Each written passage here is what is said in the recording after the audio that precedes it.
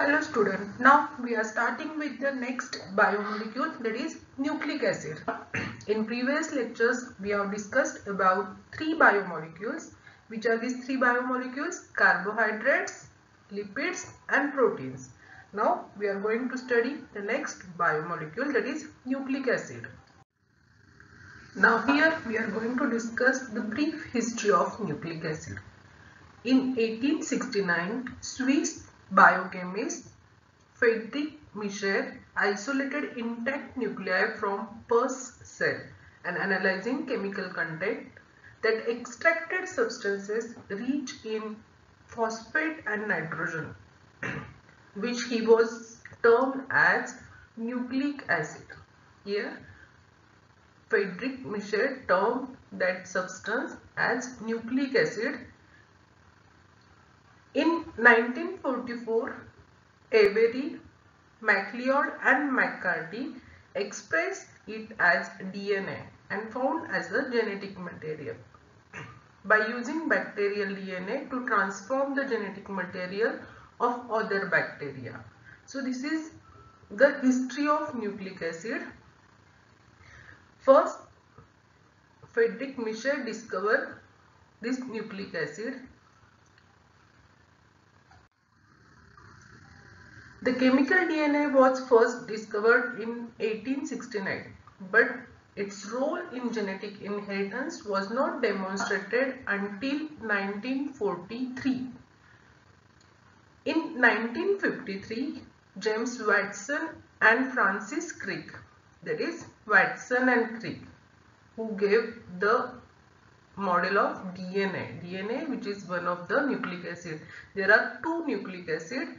First, that is DNA, and second, that is RNA. DNA is deoxyribonucleic acid and RNA, that is ribose nucleic acid.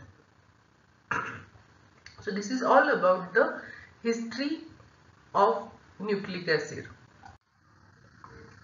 Then we will discuss the structure of DNA. There are two nucleic acid, first DNA and RNA. First, we will going to study the structure of DNA, that is deoxyribonucleic acid. The structure was given by Watson and Crick. As I said earlier, that is Watson and Crick gave the structure of DNA, which is worldwide accepted model, that is Watson and Crick model of DNA. It is polymer of nucleotide, means the basic unit of nucleic acid is nucleotide, that is the long chain of nucleotides. Nucleotides ची जी chain असते त्याला DNA molecule म्हणजे DNA molecule हा त्याचं basic unit काय आहे nucleotides. DNA is a double stranded structure. It is a double helix like structure असतं. Double stranded helix असतं. Two strands are anti-parallel to each other. हे स्ट्रक्चर मी तुम्हाला याची डायग्राम पुढच्या स्लाइड्स मध्ये दाखवणार आहे. मी तुम्हाला ओव्हरलुक त्याचं डीएनएचं स्ट्रक्चर कसं असतं ते सांगते. काय आहे डीएनएचं स्ट्रक्चर? डीएनए काय आहे? न्यूक्लिक ऍसिड आहे. One of the nucleic acid which is the hereditary material, genetic material. DNA चा लॉन्ग फॉर्म काय आहे? Deoxyribose nucleic acid. The structure was given by Watson and Crick. It is a polymer of nucleotide. Nucleotide हे basic unit आहे आणि nucleotide कशापासून बनलेला आहे हे पण आपण पुढे बघणार आहोत की न्यूक्लियोटाइडचे कोणते कोणते कंपोनेंट्स आहे की ज्याच्यापासून न्यूक्लियोटाइड बनले आहे आणि ह्या न्यूक्लियोटाइडच्या चेन पासून, दिस इज द पॉलिमर म्हणजे चेन आहे. डीएनएचं मॉलिक्यूल जो आहे तो अनेक न्यूक्लियोटाइडची चेन पासून बनलेला आहे. अनेक न्यूक्लियोटाइड पासून चेन बनलेला आहे आणि ह्या दोन चेन कशा आहेत? अँटी पॅरलल आहेत. डबल स्टँडर्ड न्यूक्लियोटाइड स्ट्रक्चर आहे डीएनएचं. Backbone or skeleton is pentose sugar and phosphate. याचा जो बॅकबोन आहे न्यूक्लियोटाइडचा किंवा त्या चेन पॉलिमर चेनचा जो बॅकबोन आहे तो कशापासून, कोणते कंपोनेंट्स आहेत तर पेंटोज शुगर आणि फॉस्फेट फॉस्फेट आणि टू नायट्रोजन बेस पेअर्स आहेत. Nitrogen bases are present. कोणते कोणते नायट्रोजन बेस पेअर आहेत ते आपण पुढे बघणार आहोत. आणि कुठले कुठले बॉन्ड्सने हे सगळे मॉलिक्युल्स अटॅच होऊन पूर्ण डीएनए मॉलिक्यूल कसा स्ट्रक्चर त्याचं तयार झालेलं आहे हे आपल्याला पुढे बघायचं आहे. तर हे काय आहे? Polymer of nucleotide. DNA is a double standard structure, double helix which is a polymer of nucleotide. आता न्यूक्लियोटाइड म्हणजे काय किंवा न्यूक्लियोटाइड कशापासून बनलेले आहे आधी आपण ते बघणार आहोत. न्यूक्लियोटाइड काय आहे?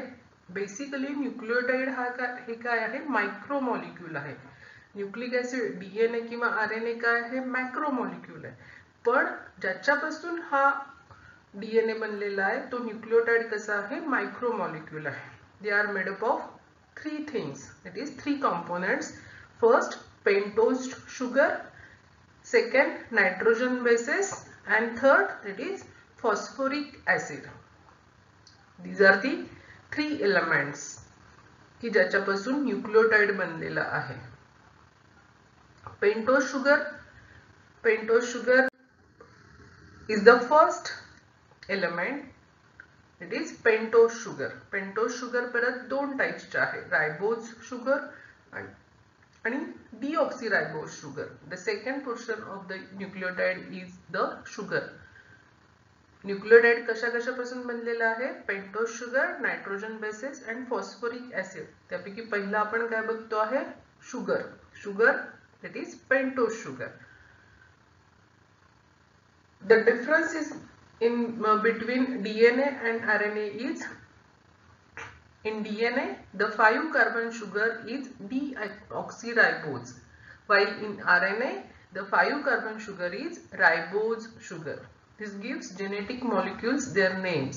The full name of DNA is deoxynucleic acid and RNA is ribonucleic acid. Ribose sugar जिथे प्रेझेंट आहे ते काय आहे? आरएनए. आणि डीऑक्सीरायबोज शुगर प्रेझेंट आहे. 5 कार्बन शुगर आहेत ज्याच्यात 5 कार्बन्स प्रेझेंट आहे. अशा रायबोज शुगर आणि डीऑक्सीरायबोज शुगर. रायबोज शुगर जिथे प्रेझेंट आहे त्या मॉलिक्यूलला आरएनए म्हणतात आणि डीऑक्सीरायबोज शुगर जिथे प्रेझेंट आहे त्या मॉलिक्यूलला डीएनए असे म्हणतात. हा झाला first component, that is pentose sugar. This is the structure of pentose sugar. हे आहे रायबोज. 5 कार्बन, पहिला कार्बन, दुसरा carbon, third, fourth, fifth carbon. आणि हा आहे डीऑक्सीरायबोज. OH आणि OH, सेकंड कार्बन आणि third carbon. This is second carbon आणि थर्ड कार्बन. इथे सेकंड कार्बनला OH ग्रुप प्रेझेंट अब्सेंट आहे आणि इथे थर्ड OH ग्रुप प्रेझेंट आहे थर्ड कार्बनला. इथे रायबोज शुगर मध्ये सेकंड आणि थर्डला दोन्ही याच्यात हा फंक्शनल ग्रुप OH हा फंक्शनल ग्रुप प्रेझेंट आहे. This is the difference between ribose sugar and 2 deoxyribose sugar. Ribose sugar is present in RNA, deoxyribose sugar which is present in DNA. So this is the structure of pentose sugar. Then second component, that is nitrogenous bases. Nitrogen bases. They are also of 2 types. That is purines. First type, that is purines and pyrimidines. Nitrogen bases, these are the central information carrying part of the nucleotide structure. प्युरिन्स आणि pyrimidines हे 2 nitrogen bases present आहे. प्युरिन्स चे परत 2 types आहेत, that is ॲडेनिन and guanine. आणि pyrimidines चे 4 types आहेत, that is thiamine, युरॅसिल, सायटोसाइन. हे 3 टाइप्स आहेत पायरिमिडिन्स चे. प्युरिन्स चे 2, ॲडेनिन आणि ग्वानिन. ॲडेनिन ए ने आपण दाखवतो त्या स्ट्रक्चर मध्ये, ग्वानिन जी कॅपिटल जी ने दाखवतो, थायमिन, युरॅसिल आणि सायटोसिन. प्युरिन्स कसे आहेत? डायसायक्लिक कंपाऊंड आहेत. त्याचं स्ट्रक्चर आपण पुढे बघूया. This is the diagrammatic structure of purines and pyrimidines. Purines हे दोन्ही काय आहेत, नायट्रोजन बेसेस आहेत.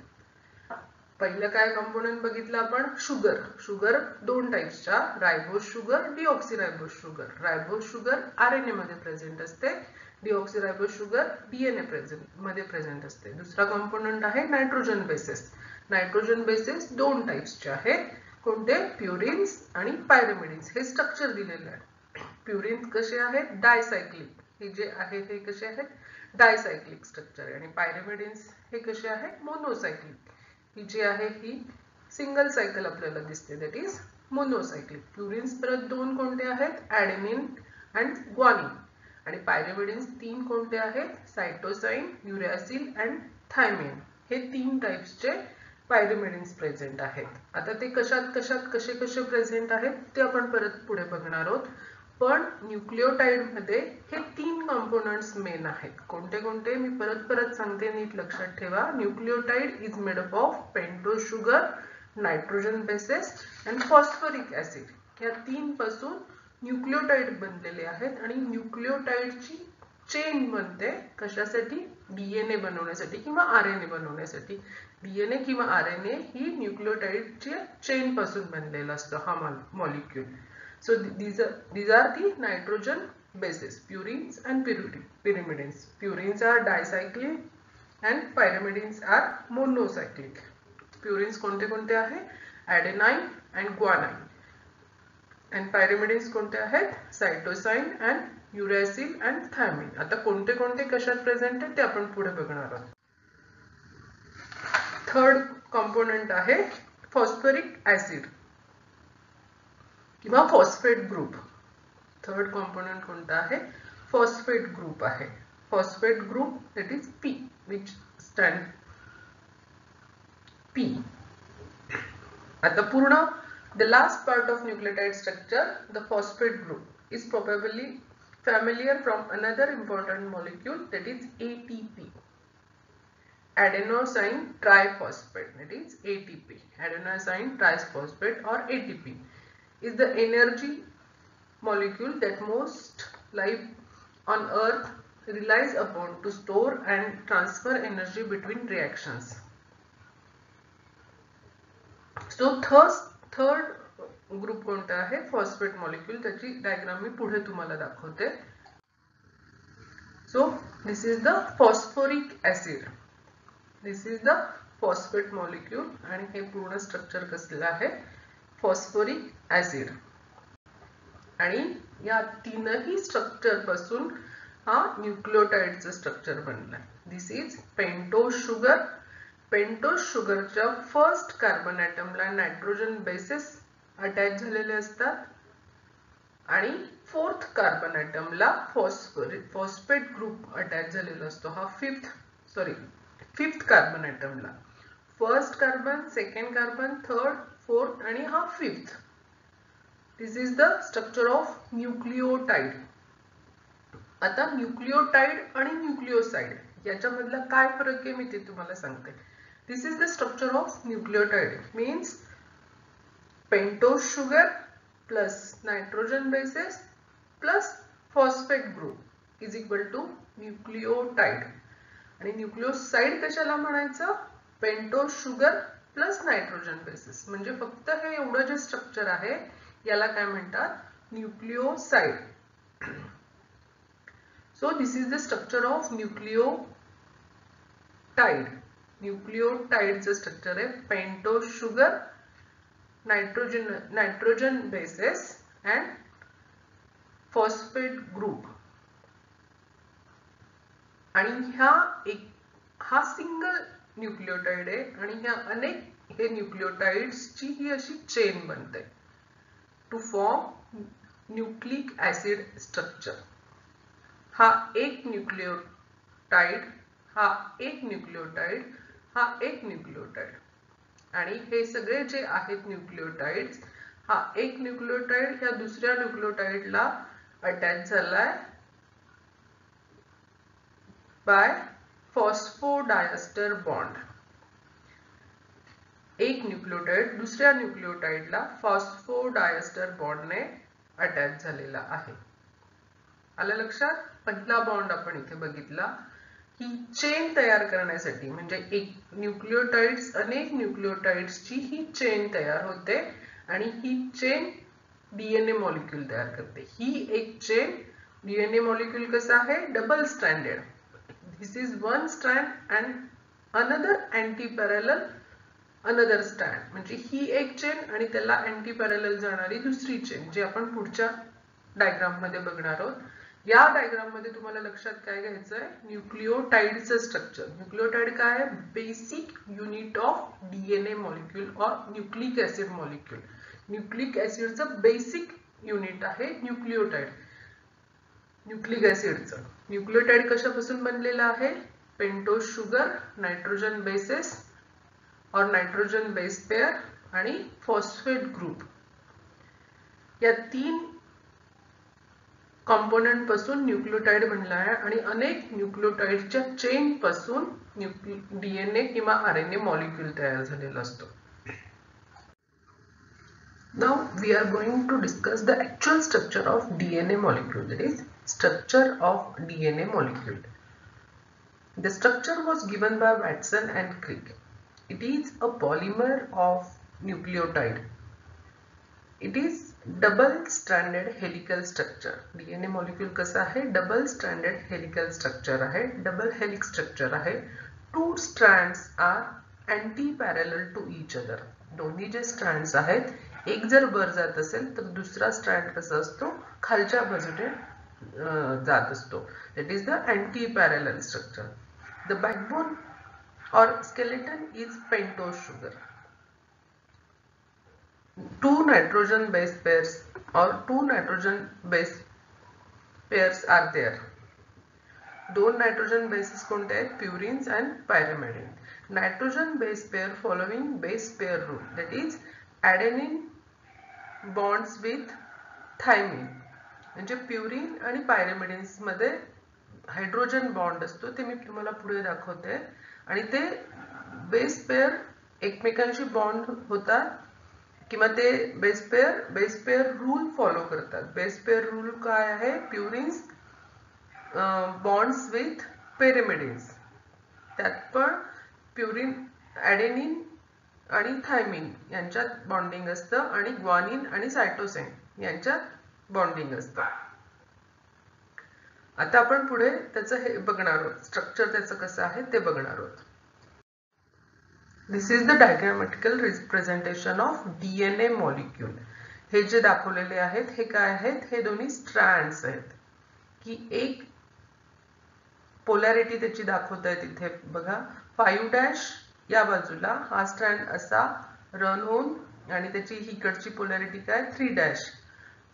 अँटी पॅरलल म्हणजे काय? याची 5' असेल तर त्याच्या सोबतचा जो हे आहे स्ट्रँड, त्याची इथे पोलॅरिटी काय? 3' and 5'. It shows the anti parallel double helical structure. आता ह्या पूर्ण डायग्राम मध्ये आपण बघणार आहोत. The diameter is 20 angstrom. हे जे स्ट्रक्चर आहे डीएनए मॉलिक्यूलचं, 2 स्ट्रँड्स आपल्याला दिसत आहेत. या दोन्ही स्ट्रँडचा बॅकबोन कशापासून बनलेला आहे? तर पेंटोज शुगर पासून. जे मॉलिक्युलर स्ट्रक्चर आहे ते आपण अजून पुढच्या डायग्राम मध्ये बघणार आहे. डिटेल्ड मॉलिक्युलर स्ट्रक्चर हे डायग्रामॅटिक रिप्रेझेंटेशन आहे की हे 2 स्ट्रँडचं स्ट्रक्चर कसं आहे. याचा जो डायमीटर आहे, हा जो डायमीटर आहे तो किती आहे? 20 अँगस्ट्रॉम युनिट. त्यानंतर 1 turn off double helix of the DNA measures about 34 angstrom unit. 1 turn जो आहे म्हणजे हा पूर्ण हा एक टर्न, हा जो आहे हा काय आहे? 1 turn off double helix structure. It is 24 angstrom unit. त्यानंतर 1 turn there are 10 base pair. ह्या एवढ्या पोर्शन मध्ये हा जो पोर्शन आहे 1 टर्न की पूर्ण 35 डिग्री च रोटेशन है, 365 च रोटेशन मध्ये फॉर्म अ टर्न. आणि ह्या टर्न मध्ये जनरली किती बेस पेअर्स असतात? 10 बेस पेअर्स. हे स्टेअरकेस लाईक स्ट्रक्चर जे तयार झालेलं आहे ते कशाने फॉर्म झालेलं असतं? बेस पेअर, नायट्रोजन बेस पेअर्सने फॉर्म झालेलं असतं. म्हणजे हा बॅकबोन इथे काय प्रेझेंट आहे, पेंटोज शुगर, आणि ह्या पेंटोज शुगरला अटॅच काय आहे, तिथे नायट्रोजन बेस. इकडे प्युरिन असेल तर इकडे पिरिमिडिन असेल, प्युरिन बॉन्ड्स विथ पिरिमिडिन. इथे प्युरिन हा सायटोसाइन आहे तर पायरिमिडिन हा ग्वानिन आहे. सायटोसाइन आणि ग्वानिन मध्ये जो बॉन्ड आहे तो हायड्रोजन बॉन्ड आहे.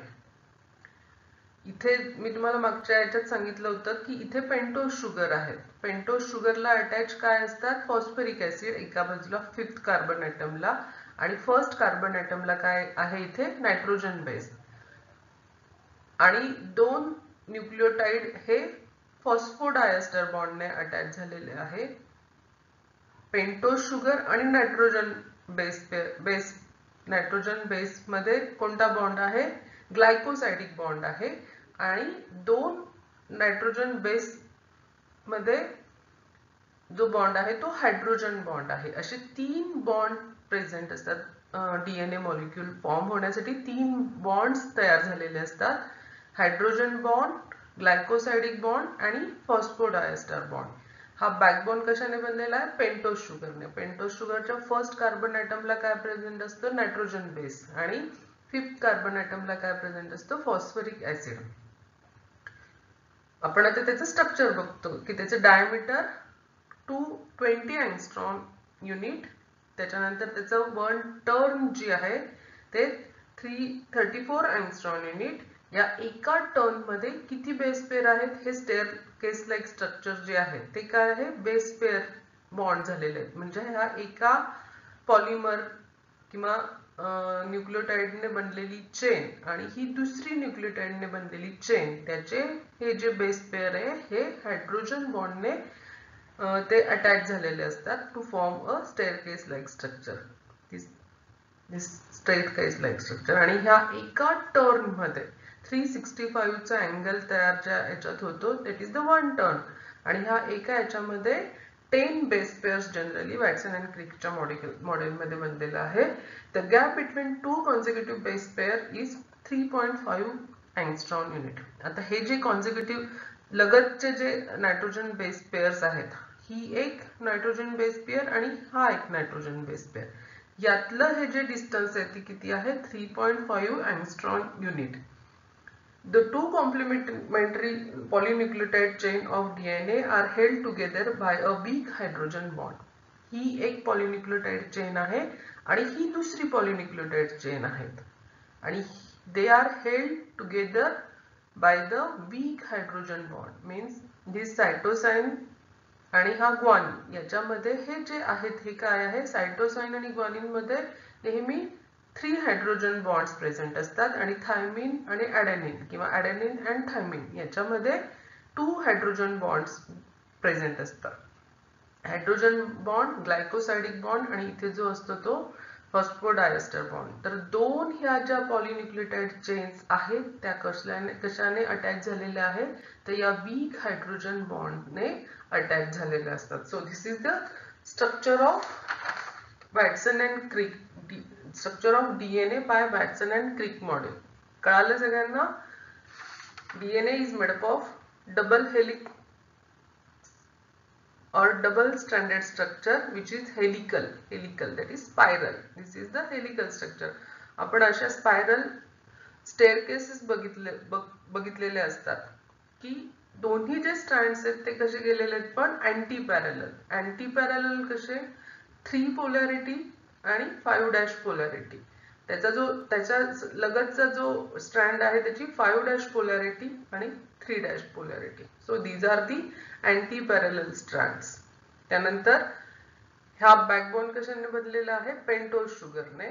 मध्ये काय आहे, ह्या स्टेअरकेस 2 नायट्रोजनस बेस पेअर्स, आणि त्या नायट्रोजनस बेस पेअर्स मध्ये जो बॉन्ड तयार होतो तो आहे हायड्रोजन बॉन्ड, आणि पेंटोज शुगर आणि नायट्रोजन बेस मध्ये जो बॉन्ड आहे तो ग्लायकोसाइडिक बॉन्ड, आणि 2 न्यूक्लियोटाइड मध्ये जो बॉन्ड आहे तो phosphodiester bond. So this is all about the structure of DNA molecule given by Watson and Crick. आता हे detailed molecular structure of DNA, double stranded molecule. DNA कसा आहे? It is always double stranded helical structure. हा एक strand आहे आणि हा एक स्ट्रँड आहे. आता या डिटेल आपल्याला इथे शुगरचं स्ट्रक्चर दिसतं. त्याच्या 5th कार्बनला इथे फॉस्फरिक ऍसिड किंवा फॉस्फेट ग्रुप अटॅच झालेला आहे आणि हा जो फर्स्ट कार्बन आहे इथे काय आहे? ही नायट्रोजन बेस अटॅच झालेला आहे. हा एक जर बघितलं तर हे काय आहे? न्यूक्लियोटाइड. हे सिंगल न्यूक्लियोटाइड. हा एक न्यूक्लियोटाइड हा दुसऱ्या न्यूक्लियोटाइडला अटॅच झालाय आणि असं करत ही एक चेन तयार झाली. पॉलिन्यूक्लियोटाइड चेन तयार झालेली आहे.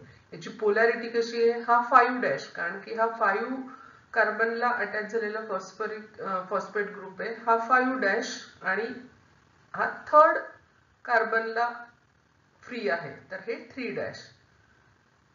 या स्ट्रँडची पोलॅरिटी 5' आणि हा 3' पोलॅरिटी आहे आणि हा अँटी पॅरलल. आता ही वरच्या दिशेने डिरेक्ट होत असेल तर हा खालच्या बाजूने डायरेक्ट होतो आहे म्हणजे हे अँटी पॅरलल आहे. आता याचं स्ट्रक्चर बघा. हा एक न्यूक्लियोटाइड. पेंटोज शुगरच्या फर्स्ट कार्बन ॲटमला इथे ही ॲडेनाइन प्युरिन बेस पेअर प्रेझेंट आहे. प्युरिन बेस पेअर ॲडेनाइन आणि ग्वानिन. ॲडेनाइन हा नेहमी थायमिनशी पेअर होतो बाय थ्रू 2 हायड्रोजन बॉन्ड्स. या 2 हायड्रोजन बॉन्डने एका न्यूक्लियोटाइडचा नायट्रोजन बेस पेअर दुसऱ्या न्यूक्लियोटाइडच्या नायट्रोजन बेस पेअरशी पेअर होतो.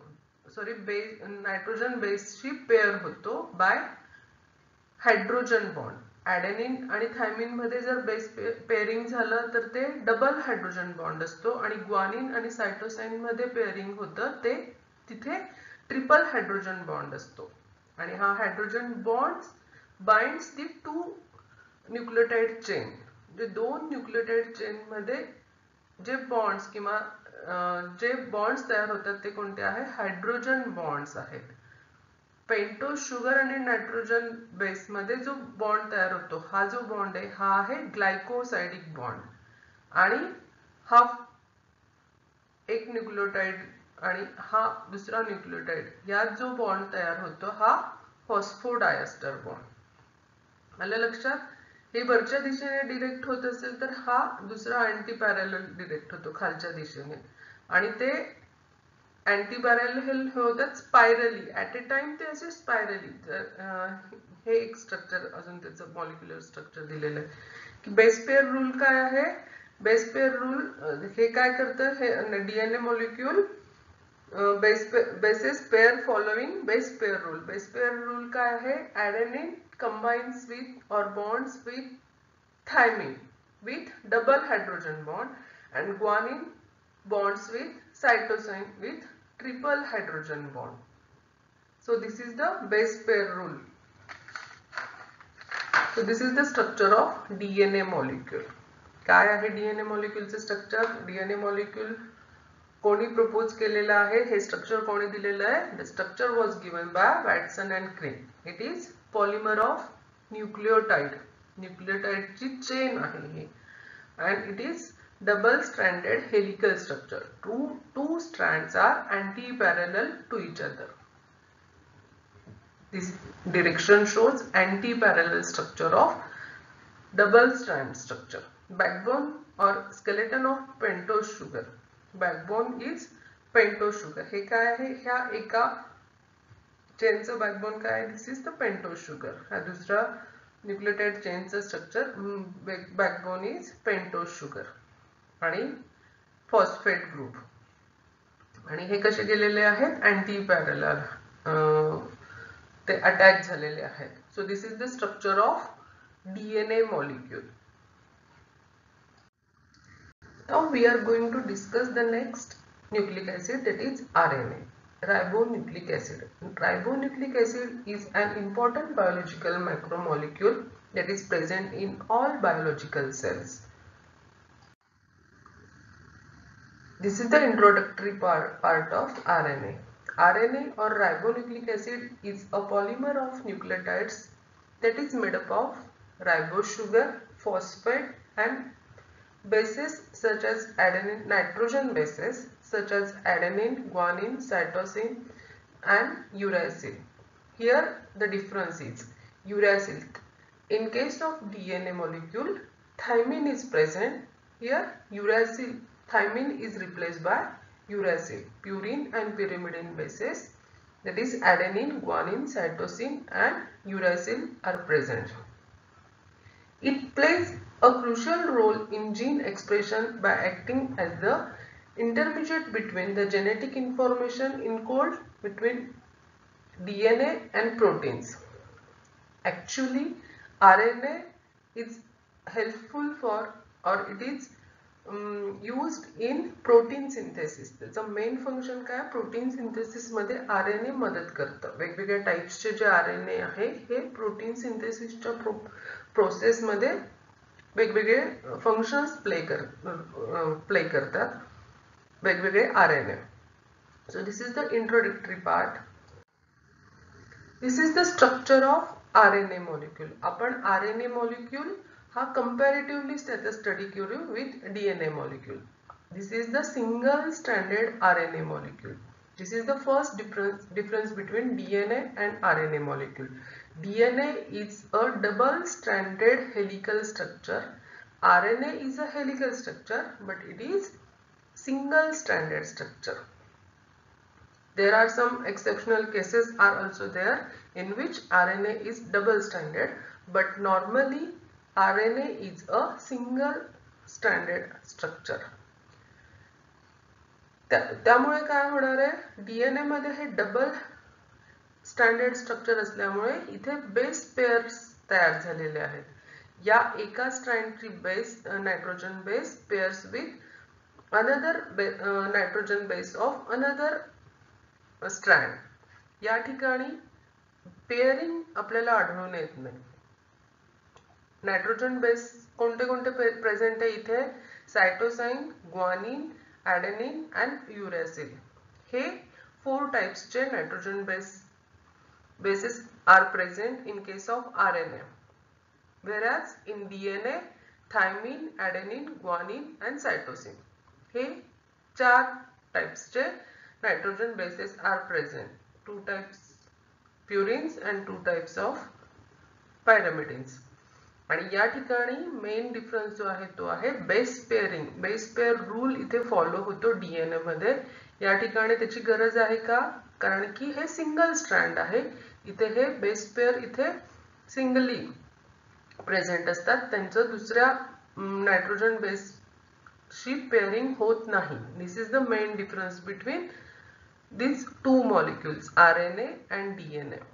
2 anti-parallel double stranded structure in case of DNA and RNA मध्ये हे single stranded आहे. आणि बेस नायट्रोजन बेस मध्ये डिफरन्स आहे, thymine is replaced by uracil. uracil, adenine, guanine and cytosine. इथे हे सिंगली प्रेझेंट असतात, इथे हे त्याचं पेअरिंग झालेलं असतं. So this is the structure of RNA molecule. Helical structure आहे पण सिंगल स्ट्रँडेड स्ट्रक्चर आहे. This is the structure. Ribonucleic acid. In most of the organism, it is not found to be hereditary material. बऱ्याचशा animals मध्ये हे hereditary material म्हणून वापरले जात नाही. याचं मेन फंक्शन काय आहे, it is helpful in protein synthesis. DNA मात्र हेरिडिटरी मटेरियल आहे. But in tobacco mosaic virus, it is the hereditary material like DNA. Exceptional case आहे की टोबॅको मोझॅइक व्हायरस मध्ये हा डीएनए सारखा ऍक्ट करतो. डीएनए जसं हेरिडिटरी मटेरियल आहे तसं RNA act as a hereditary material in tobacco mosaic virus. It is single stranded polynucleotide chain. मी जसं तुम्हाला डायग्राम मध्ये दाखवलं होतं, सिंगल स्ट्रँडेड आणि पॉलिन्यूक्लियोटाइड, न्यूक्लियोटाइड पासून बनलेली चेन आहे. फक्त डिफरन्स काय आहे की एक बेस नायट्रोजन बेस थायमिन जो आहे, it is replaced by uracil in case of RNA. In some cases, for example, Leo virus and wound tumor virus, RNA is double stranded. Generally RNA कसा आहे, single stranded आहे, पण तिथे पण एक exceptional केस आहे. डीओ व्हायरस मध्ये RNA हा डीएनए सारखा डबल स्ट्रँडेड असतो. The nucleotide of RNA have ribose sugar instead of deoxyribose sugar as in case of DNA. Nucleotide मध्ये जी पेंटोज शुगर प्रेझेंट आहे त्यात आरएनए मध्ये कोणती शुगर असते? रायबोज शुगर असते instead of deoxyribose sugar. In RNA molecule uracil is substitute thymine of DNA. मी जसं तुम्हाला सांगितलं, these are the differences between RNA and DNA. RNA मध्ये uracil is thymine is replaced by uracil. थायमिनच्या ऐवजी तिथे कोणता नायट्रोजन बेस असतो? युरॅसिल. So this is all about RNA molecule. Purine pyrimidine equality is not found in RNA molecule because of its single stranded structure. मी जसं तुम्हाला सांगितलं की तो कसा आहे? सिंगल स्ट्रँडेड आहे. सिंगल स्ट्रँडेड असल्यामुळे तिथे बेस पेअर होईल का? बेस पेअरिंग केव्हा होईल? जेव्हा त्याच्या समोर दुसरा स्ट्रँड असेल तेव्हा त्या स्ट्रँडच्या आणि या स्ट्रँडच्या नायट्रोजन बेसमध्ये पेअरिंग होईल. आणि या ठिकाणी हा सिंगल स्ट्रँड असल्यामुळे इथे बेस पेअरिंग आपल्याला बघायला मिळत नाही. Most of the RNA polynucleotide chain starts either with adenine or guanine. There are 3 types of RNA have been distinguished. त्याच्या एकतर कुठलं फंक्शन परफॉर्म करतं त्याच्यावरून किंवा तो पार्ट कुठल्या याला अटॅच झालेला आहे त्याच्यावरून त्याचे 3 टाइप्स पडतात. मेसेंजर आरएनए, रायबोझोमल आरएनए आणि ट्रान्सफर आरएनए. मेसेंजर त्याच्या नावातच त्याचा अर्थ दिलेला आहे की ते मेसेंजर आरएनए काय करत असेल? एका ठिकाणाहून मेसेज दुसऱ्या ठिकाणी पोहोचवण्याचं काम करतं. ट्रान्सफर आरएनए काय करतात? प्रोटीन सिंथेसिस साठी लागणारे जे जे अमायनो ऍसिड्स आहेत ते एका ठिकाणी रायबोझोम त्याची जी साइट आहे प्रोटीन सिंथेसिसची तिथे एकत्र करतात. आणि रायबोझोमल आरएनए रायबोझोम्सचा एक पार्ट किंवा रायबोझोम्सला अटॅच झालेला पार्ट असतो आरएनएचा. That is the ribosomal RNA. Now the first type of RNA that is messenger RNA or mRNA. Messenger RNA is known as mRNA. The name tells us the meaning of that RNA, that is messenger RNA. It carries message from one place to the another. So the name messenger RNA. मग आता हा कुठून message carry करतो आणि कुठपर्यंत पोहोचवतो आणि कुठल्या प्रकारचा मेसेज कॅरी करतो हे आपल्याला बघायचं आहे. Messenger ribonucleic acid that is messenger RNA transfer the information from DNA to the cell machinery that makes protein. Protein कुठे तयार होतं? प्रोटीन सिंथेसिसची साइट रायबोझोम्स. मग messenger RNA carries message from DNA to the ribosomes.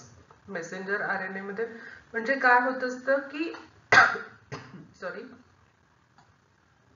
He cell आहे, rough diagram काढतीये मी. ही cell आहे आणि त्याच्यामध्ये काय प्रेझेंट असतं? हे न्यूक्लियस आहे. डीएनए कुठे प्रेझेंट आहे? DNA is a nucleic acid which is present in nucleus. This is the nucleus. मध्ये हे डीएनए मॉलिक्यूल प्रेझेंट आहे. आणि हे इथे बाहेर काय प्रेझेंट असतं? सायटोप्लाझम. सायटोप्लाझम मध्ये मग हे रायबोझोम्स प्रेझेंट आहेत. हे छोटे छोटे मी जे दाखवते ते काय आहेत? रायबोझोम्स प्रेझेंट आहेत. समजा हे छोटे रायबोझोम्स आहेत. आणि मग आता प्रोटीन सिंथेसिस साठी लागणारे प्रोटीन सिंथेसिस होणार कुठे आहे? Site of protein synthesis is ribosomes. मग रायबोझोम्स प्रोटीन सिंथेसिस साठी लागणारी जी माहिती आहे, इन्फॉर्मेशन आहे, ती कुठे प्रेझेंट आहे? या डीएनए मटेरियल वर प्रेझेंट आहे. डीएनए मॉलिक्यूल वर प्रेझेंट आहे. डीएनए मॉलिक्यूल कुठे आहे? न्यूक्लियस मध्ये आहे. आणि रायबोझोम्स हे न्यूक्लियसच्या बाहेर सायटोप्लाझम मध्ये प्रेझेंट आहे. मग आता रायबोझोम्स प्रोटीन सिंथेसिस साठी लागणारी जी इन्फॉर्मेशन आहे ती डीएनए कडून रायबोझोम्स पर्यंत कशी येईल? तर ती माहिती कोडॉन्सच्या सहाय्याने डीएनए कडून रायबोझोम्स पर्यंत पोहोचवण्याचं काम जे आहेत हे mRNA करत असतात. That is messenger RNA. ती की डीएनए पासून ते त्याच्यावर जी इन्फॉर्मेशन आहे ती कॉपी करून त्याचे टेम्पलेट्स तयार करून आणि मग ट्रान्सक्रिप्शनच्या सहाय्याने ती पूर्ण प्रोसेस होते की डीएनए पासून mRNA ऍक्च्युअली कुठे सिंथेसिस होतो, तयार कुठे होतो, डीएनए मॉलिक्यूलवर तयार होतो and it undergoes transcription and mRNA is synthesized. DNA undergo transcription and mRNA is synthesized. या ठिकाणी डीएनए वरची माहिती कॉपी केली जाते आणि ती माहिती पूर्ण रायबोसोम्स पर्यंत पोहोचवली जाते. That process is known as डीएनएचं mRNA मध्ये रूपांतर होण्याच्या प्रोसेसला ट्रान्सक्रिप्शन म्हणतात आणि ती माहिती पूर्ण इथपर्यंत पोहोचवली जाते आणि मग ती रायबोसोम्स कडून रीड केली जाते bye the process of translation. आणि ही पूर्ण जी प्रोसेस आहे इथून इथपर्यंत माहिती आणण्याचं काम कोण करतं, mRNA करतात. याचा काउंट किती आहे, मग 3 टाइप्सचे RNA प्रेझेंट असतात, मेसेंजर RNA, रायबोसोमल RNA आणि tRNA. तर त्यापैकी सगळ्यात कमी प्रमाण हे मेसेंजर RNAचं असतं. It is mRNA counts for just 3 to 5% of the total RNA in the cell. mRNA is the most heterogeneous of the 3 types of RNA in terms of both base sequence and size. It carries complementary genetic code copied from DNA during transcription in the form of triplet of nucleotide called codon. याच्यावरची जे information आहे ती copy केली जाते in the form of codon आणि मग त्याच्यात परत it undergoes different processes like it undergoes splicing, then stabilization आणि त्याच्यानंतर mRNA मध्ये त्याचं रूपांतर होतं आणि त्याच्यामध्ये वेगवेगळे एन्झाइम्स पण वापरले जातात. मी तुम्हाला ती जी डायग्राम दाखवेल तेव्हा हे थोडं ब्रीफ मध्ये समजून सांगेल. Then molecule of mRNA are composed of relatively short single strands of molecules made up of adenine, cytosine, guanine and uracil bases held together by a sugar phosphate backbone. याच्यासारखंच polynucleotide chain आहे, न्यूक्लियोटाइडची chain आहे आणि त्याच्यात हे सगळे pentose sugar, phosphate molecule आणि ह्या nitrogen bases are present. फक्त thymine is replaced by uracil. When RNA polymer finishes reading a section of the DNA, the pre-mRNA copy is processed to form mature mRNA and then transferred out of the cell nucleus. सेलच्या nucleus मधून तो बाहेर येतो mRNA. Ribosomes need the mRNA and translate the message into functional protein in the process called translation. ती जी mRNA वरची information आहे रायबोसोम्स read करतो bye the process of translation.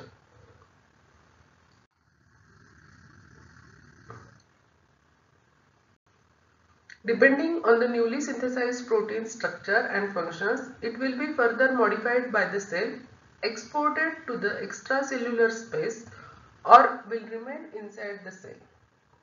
Precursor mRNA contains intron and exon. Intron are removed before translation, while exons code for the amino acid sequence of proteins. To make mature mRNA, the cell machinery removes non-translatable introns from the pre-mRNA, leaving only translatable exon sequence in the mRNA. हे सगळं जे आहे तुम्हाला मी पुढच्या diagram मध्ये समजावून सांगते. This is the diagram. म्हणजे ज्यावेळी डीएनए वर mRNA तयार होतो bye the process of transcription, DNA वर जे सिक्वेन्स असतो, कोडिंग स्ट्रँड असतो, तो कॉपी केला जातो कशावर, अ टेम्पलेट स्टँडवर. एका टेम्पलेट स्टँडवर कॉपी केला जातो आणि मग जेव्हा तो कॉपी होतो त्यावेळी काय तिथे तयार होतो, तो हेट्रोन्यूक्लियर आरएनए तयार होतो. याच्या आधीचा हेट्रोन्यूक्लियर आरएनए तयार होतो आणि त्याच्यावर मग काय असतात, हे एक्झॉन आणि इंट्रॉन. एक्झॉन काय असतात, एक्झॉन कोडिंग पार्ट असतो आणि इंट्रॉन जो असतो तो कसा असतो, नॉन कोडिंग पार्ट असतो.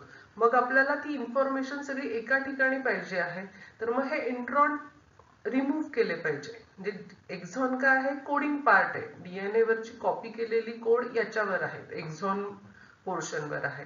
आणि मग हे जे मध्ये मध्ये जे आहेत इंट्रॉन नॉन कोडिंग पार्ट, तो रिमूव्ह केला जातो by the process of splicing with the help of एंडोन्यूक्लिएजेस.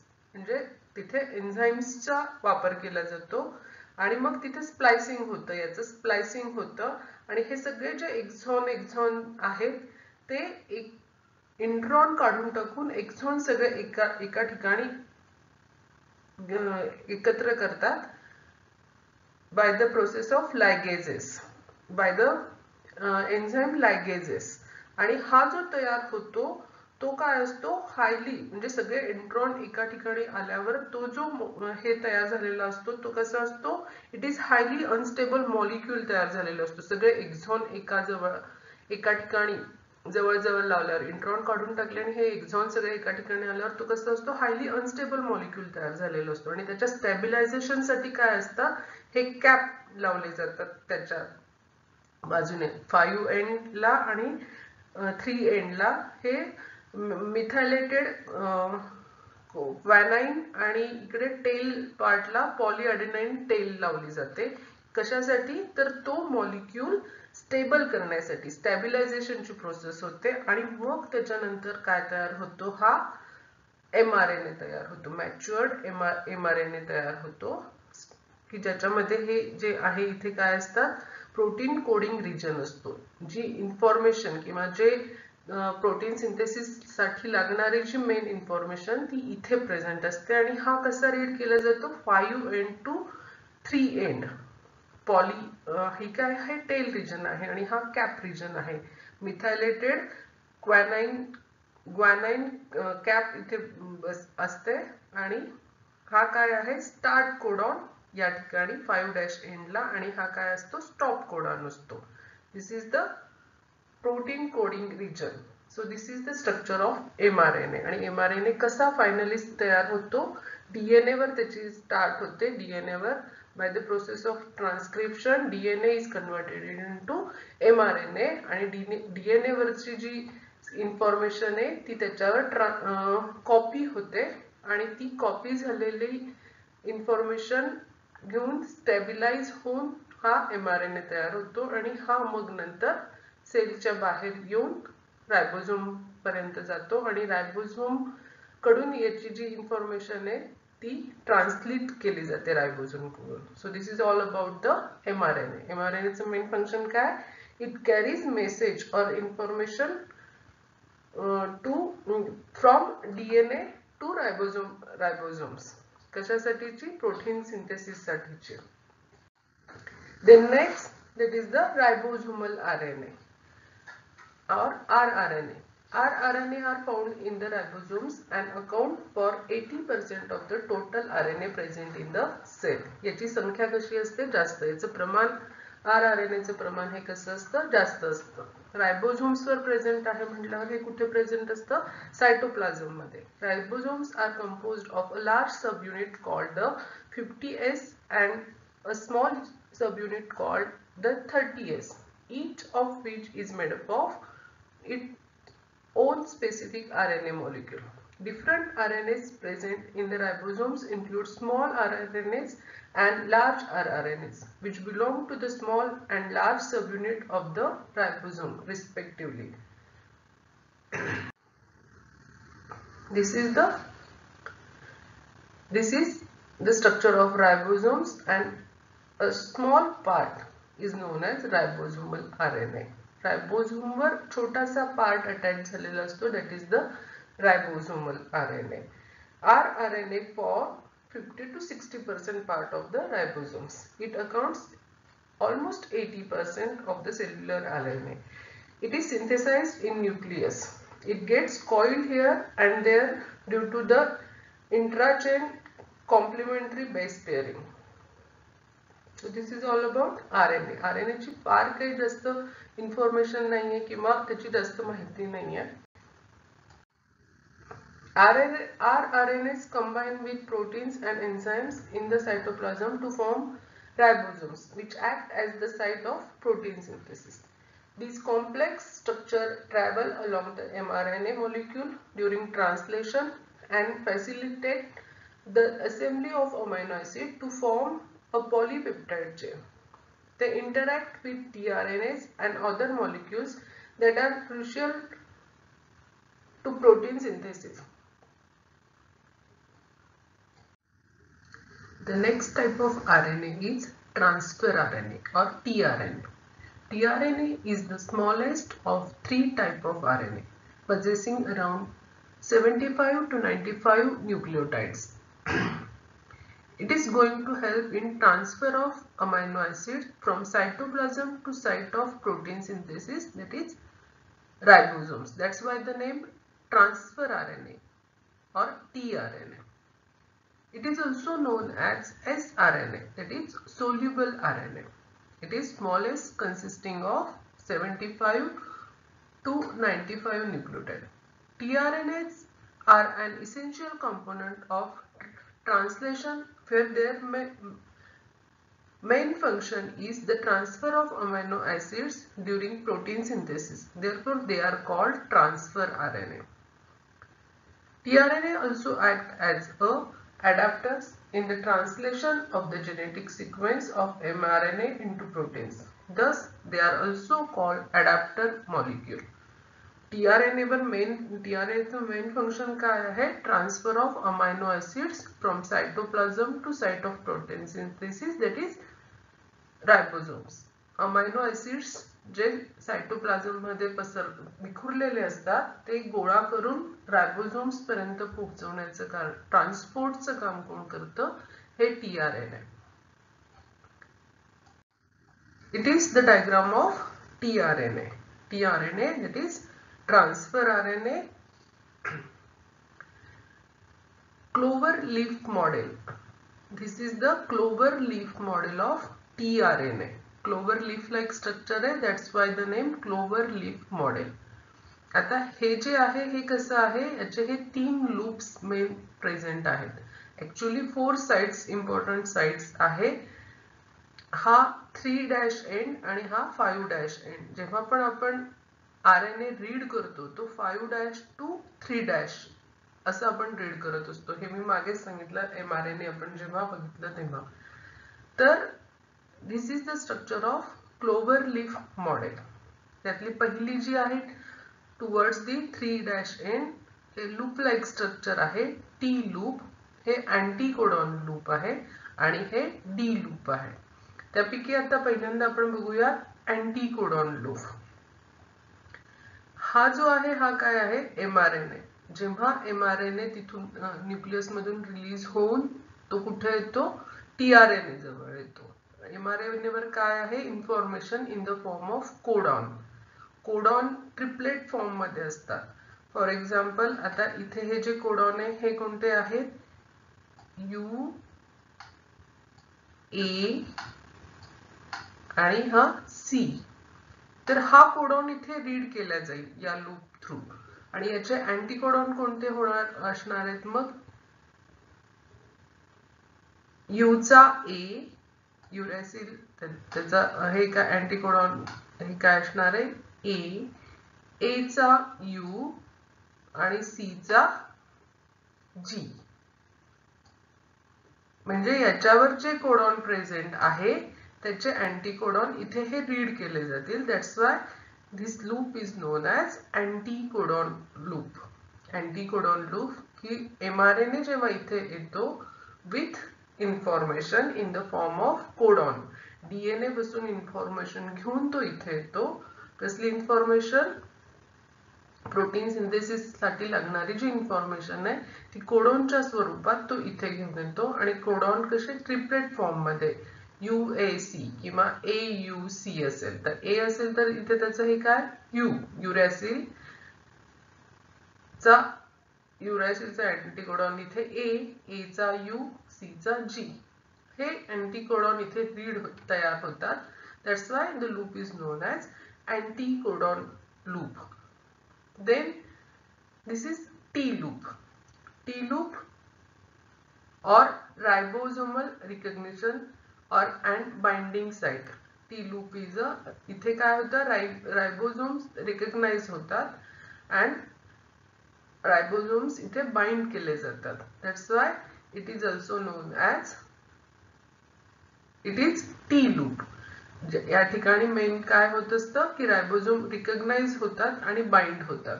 कोणत्या रायबोझोमवर हा टी लूप अटॅच होणार आहे हे रिकग्नाइज केले जातात. जिथे प्रोटीन सिंथेसिस होणार आहेत असे रायबोझोम्स इथे रिकग्नाइज केले जातात आणि बाइंड केले जातात.